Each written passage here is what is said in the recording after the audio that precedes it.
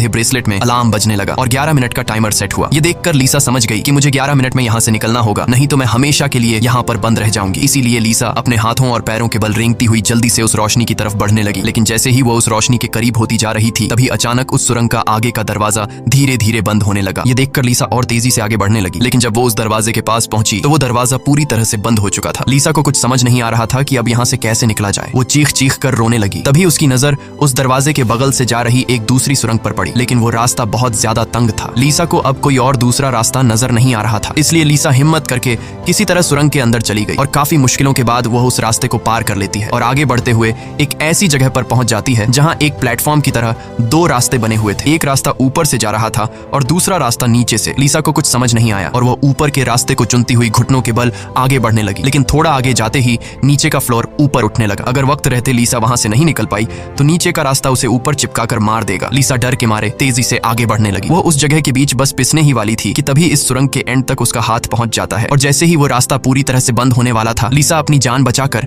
वहां से निकलने में कामयाब हो जाती है।